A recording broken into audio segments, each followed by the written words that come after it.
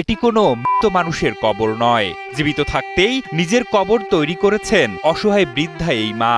প্রতিদিন সেই কবরের পাশ দিয়ে চলাফেরা করেন তিনি, আর নীরবে মৃত্যুর প্রহর গোনেন। কষ্ট করলাম, আমি আজ 12 বছর বড় মানুষের সম্মত করছিলাম। তার অভিযোগ, মৃত্যুর পর সন্তানরা দাফন করবেন কিনা সেই অনিশ্চয়তার শঙ্কায় ঘরের পাশেই নিজের শেষ ঠিকানা গড়ে তুলেছেন তিনি। সন্তানদের অবহেলায় আস্থা হারিয়ে এমন সিদ্ধান্ত নিয়েছেন বলে জানান এই বৃদ্ধা। না বাবা, ওটা ভরসা নেই আমার বেটা করে, তার বাবা কি কিছু করে নেই, সত্য কথা বাবা। একজন মা যিনি সারা জীবন সন্তানদের মানুষ করতে নিজের সবকিছু উৎসর্গ করেছেন, শেষ বয়সে তাকেই কিনা নিজের কবর তৈরি করে রাখতে হয়েছে। বৃদ্ধার এমন সিদ্ধান্তে আবেগাপ্লুত স্থানীয়রা। বাড়িতে বাই করে দিছি বেটারা বাবা, ওইটা না আমি আগেই করাছি। আগে কবর করে রাখছেন? হ্যাঁ, কবর করে রাখছে। যদি মরা পরে যদি তার ছেলেরা যদি তাকে না দেখে, এলাকাবাসীর কাছে বলে গেছে সবাই মারিয়ে দিবেন। এবং কি কবর পাকা করছে, প্লাস্টার করছে, আর চাউল টাউল যা লাগে এগুলা সব আমাদের কাছে টাকা পয়সা দিয়ে আমরা আনে দিই। 500 বাড়ি যা লাগে, ছেলেরা তার খোঁজ খবর নেয় না। স্থানীয়রা জানান, প্রায় 5 বছর ধরে ক্রাঞ্চি রোলের ভিতর চকলেট ক্রিমের ফিলিংয়ে অল টাইম ক্রিম রোল, মুখে দিতেই স্পেশাল ইনসাইড। একাই কষ্টে জীবন কাটাচ্ছেন আয়েশা খাতুন। সন্তানরা সবাই সচ্ছল হলেও কেউ মায়ের দায়িত্ব নিচ্ছেন না। পর যেন এই কবরেই তাকে দাফন করা হয়। স্থানীয়দের কাছে এমন অনুরোধ করে রেখেছেন তিনি। 5 বছর হলো থাকে, মানে 3টা ছেলে কেউ খোঁজ খবর নেয় না, মানে এই জায়গায় পুরো ঘরে একাই থাকে।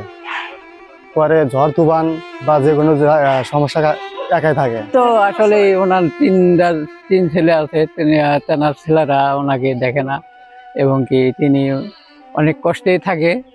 তাকে দেখাশোনা বলতে ওনাকে কেউ দেখাশোনা করেই না, মোটের কথা একবারে করেই না। হৃদয় বিদারক এই ঘটনাটি ঘটেছে ঠাকুরগাঁওয়ের ভুল্লি উপজেলার বালিয়া ইউনিয়নের বড় বালিয়া পাইকারমণি গ্রামে। আয়েশা খাতুন নামের এই বৃদ্ধা ওই গ্রামের মৃত আয়নাল হকের স্ত্রী। তার অভিযোগ, স্বামীর মৃত্যুর পর দীর্ঘদিন ধরে সন্তানদের অবহেলায় মানবেতর জীবন কাটছে তার। ঘরের মধ্যে একা আমি পাক করে ফিরে আসলে আমাকে আর শ্বশুর ভাত দিব, তরকারি দিব। তিনি আরো অভিযোগ করেন, ছেলেরা সম্পত্তি নিজেদের নামে লিখে নেয়ার পর তার খোঁজ খবর রাখেন না। 2 ছেলের বাড়িতে কিছুদিন থাকলেও সেখান থেকেও চলে আসতে হয়েছে তাকে। পরে স্বামীর দেয়া 2.5 শতাংশ জমিতে স্থানীয়দের সহযোগিতায় একটি ছোট ঘর তুলে বসবাস শুরু করেন তিনি।